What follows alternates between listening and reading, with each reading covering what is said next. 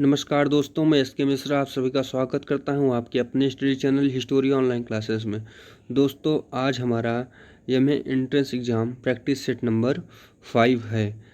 ऐसे ही महत्वपूर्ण और उपयोगी प्रैक्टिस सेट को देखने के लिए आप हमारे MA entrance exam preparation playlist में जा सकते हैं, जहां आपको अन्य प्रैक्टिस सेट मिल जाएंगे। तो चलिए इस प्रैक्टिस सेट को शुरू करते हैं। दोस्तों, इसमें हमारा पहला वीडियो है चाणक्य का अन्य नाम क्या था। ऑप्शन ए है भट्ट स्वामी, ऑप्शन बी है विष्णुगुप्त, ऑप्शन सी है राजशेखर और ऑप्शन डी है विशाखदत्त। तो क्या सही होगा दोस्तों? ऑप्शन नंबर बी सही होगा। चाणक्य को विष्णुगुप्त के नाम से भी जाना जाता था तथा इनका एक और नाम था जिन्हें कौटिल्य कह के भी पुकारा जाता था। अगले क्वेश्चन की तरफ आगे बढ़ते हैं। अगला क्वेश्चन हमारा, वह कौन सा शासक था जिसने राज सिंहासन पर बैठने के लिए अपने भाई सुसीम की हत्या की थी। ऑप्शन ए है अशोक, ऑप्शन बी है अजातशत्रु, ऑप्शन सी है कनिष्क और ऑप्शन डी है सिमुक। कौन सा ऑप्शन सही होगा दोस्तों? ऑप्शन नंबर ए सही है, अशोक। अशोक ही वह शासक था जिसने राज सिंहासन पर बैठने के लिए अपने भाई सुसीम की हत्या की थी और कहीं कहीं पर वर्णन मिलता है कि इसने सिंहासन को पाने के लिए अपने 99 भाइयों की मार करके हत्या कर दी थी। अगला क्वेश्चन है हमारा, निम्नलिखित में से सम्राट अशोक की वह कौन सी पत्नी थी जिसने उनको प्रभावित किया था। तो इसका कौन सा ऑप्शन ए है चंडालिका, ऑप्शन बी है चारुलता, ऑप्शन सी है गौतमी और ऑप्शन डी है कारुवाकी। तो इसमें कौन सा सही होगा दोस्तों? ऑप्शन नंबर डी इसमें हमारा सही है। कारुवाकी ही थी जो उन्होंने अशोक को अपने तरफ प्रभावित किया था और अशोक ने इनसे प्रेम विवाह किया था।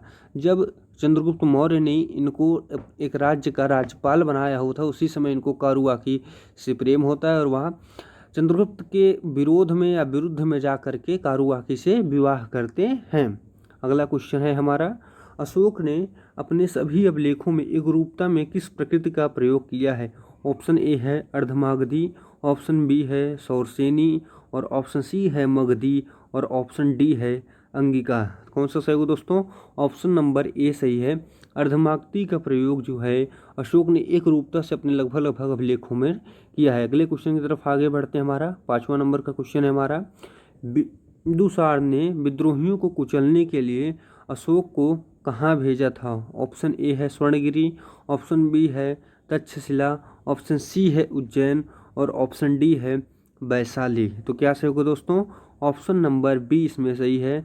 तक्षशिला में अशोक को विद्रोहियों को कुचलने के लिए बिंदुसार ने भेजा था। अगले क्वेश्चन की तरफ आगे बढ़ते हैं। प्राचीन भारत का वह प्रसिद्ध शासक जिसने अपने जीवन के अंतिम दिनों में जैन धर्म को अपनाया था। कौन सा होगा दोस्तों? ऑप्शन ए है चंद्रगुप्त मौर्य, ऑप्शन बी है अशोक, ऑप्शन सी है समुद्रगुप्त और ऑप्शन डी है बिंदुसार।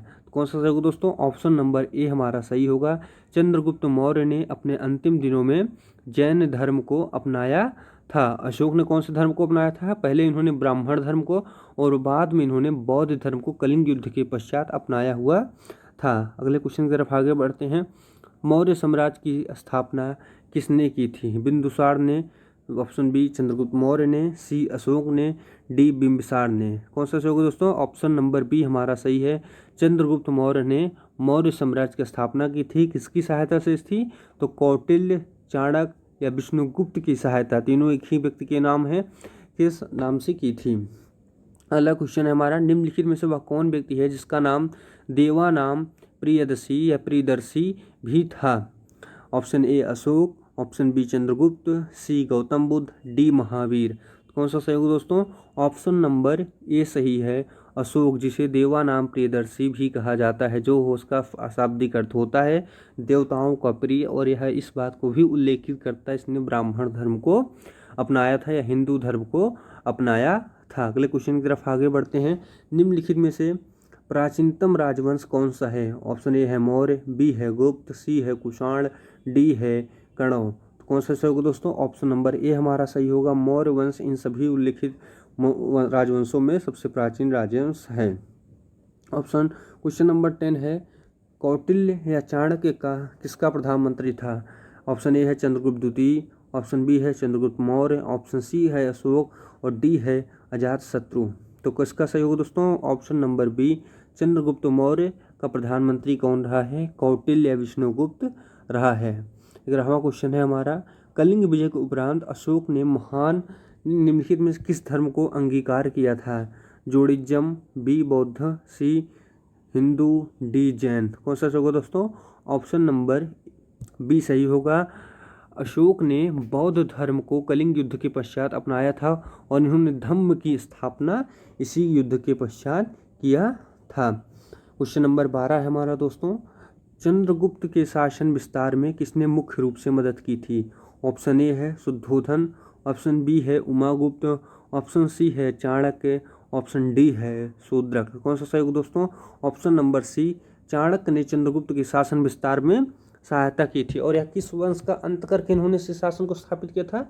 इन्होंने घनानंद, जो नंद वंश का शासक था, उसकी हत्या कर करके या उसके राज्य का खात्मा करके मौर्य वंश की स्थापना की थी। अगले क्वेश्चन की तरफ आगे बढ़ते हैं दोस्तों। क्वेश्चन नंबर 13 हमारा, सांची की किस कला व मूर्ति का निरूपण करता है? सांची की कला, यहाँ थोड़ा किस गलत हो गया है, यहाँ पे किस को काट दीजिए। सांची की कला व मूर्ति कला का निरूपण करता है। ऑप्शन ए है जैन, ऑप्शन बी बौद्ध, सी मुस्लिम, डी ईसाई। इसमें कौन सा सही होगा दोस्तों? ऑप्शन नंबर बी हमारा सही है, बौद्ध धर्म का। और सांची का स्तूप किसने बनवाया था दोस्तों? तो सांची का स्तूप बनवाया था अशोक ने, इस बात को ध्यान रखिएगा। 14वां क्वेश्चन है हमारा, निम्नलिखित में से किस मौर्य राजा ने दक्कन की विजय प्राप्त की थी? ऑप्शन ए है अशोक, बी चंद्रगुप्त, सी बिंदुसार, डी कुणाल। तो इसमें कौन सा होगा दोस्तों? दक्कन की विजय मौर्य में किस राजा ने की थी? चंद्रगुप्त मौर्य ने ही दक्कन में विजय हासिल की थी।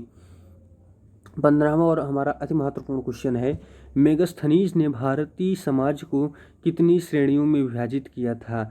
ए 4, बी 5, सी 6 और डी 7। कितनी श्रेणी में दोस्तों विभाजित किया था? तो ऑप्शन नंबर डी हमारा सही होगा। मेगस्थनीज ने 7 श्रेणियों में भारतीय समाज को वितरित बताया था। क्वेश्चन नंबर 16 है हमारा, मौर्य समाज में प्रचलित मुद्रा का क्या नाम था? ए पण, बी तोल, सी काकड़ी, डी दिनार। कौन सा सही होगा दोस्तों? ऑप्शन नंबर ए हमारा सही है, पण। मौर्य साम्राज्य में या मौर्य काल साम्राज्य में कौन सी मुद्रा प्रचलित थी? तो पण प्रचलित थी। निम्नलिखित में से कौन मौर्य वंश का शासक नहीं है? ऑप्शन ए है अजातशत्रु, बी चंद्रगुप्त मौर्य, सी अशोक, डी बिंदुसार। तो कौन सा है दोस्तों? ऑप्शन नंबर ए हमारा सही है, अजातशत्रु मौर्य वंश का शासक नहीं है। इसमें पहला शासक चंद्रगुप्त मौर्य, दूसरा बिंदुसार और तीसरा अशोक रहा है। अगले क्वेश्चन की तरफ आगे बढ़ते हैं। निम्नलिखित में से अशोक का उत्तराधिकारी कौन था? ऑप्शन ए है कुणाल, बी बिंदुसार, सी राहुल, डी इनमें से कोई नहीं। कौन सा होगा दोस्तों? Option number A Kunal Ashok का उत्तराधिकारी बना था। 19 नंबर का क्वेश्चन हमारा, मुद्रा राक्षस का लेखक निम्न में से कौन था? ऑप्शन ए है अश्वघोष, बी विशाखदत्त, सी कालिदास, डी भास। कौन सा होगा दोस्तों? ऑप्शन नंबर बी विशाखदत्त मुद्रा राक्षस के लेखक रहे हैं, जो कि एक बहुत ही महत्वपूर्ण पुस्तक रही है। इसको आप लोग ध्यान रखिएगा। और विशाखदत्त किसके काल में थे? या घनानंद के काल में प्रधानमंत्री हुआ करते थे या मंत्री पद पर आसीन थे। अगला क्वेश्चन है 20 नंबर का हमारा, निम्नलिखित में से किस शहर में अशोक के शिलालेख नहीं है? ए गिरनार, बी कंधार, सी पाटलिपुत्रा, डी टोपरा। कौन सा सही होगा दोस्तों? ऑप्शन नंबर सी हमारा सही है, पाटलिपुत्रा में अशोक के शिलालेख नहीं मिलते हैं। इस प्रकार दोस्तों हमारा प्रैक्टिस सेट नंबर 5 समाप्त हुआ। यदि आपको वीडियो पसंद आई हो, वीडियो को लाइक करिए, कोई प्रॉब्लम हो तो कमेंट करिए और बताइए कि आपको इसमें से ऐसे कितने क्वेश्चन थे जो आप सबको पहले से आते थे। और हम कल मिलते हैं आपको अगले प्रैक्टिस सेट के साथ। तब तक के लिए धन्यवाद, नमस्कार।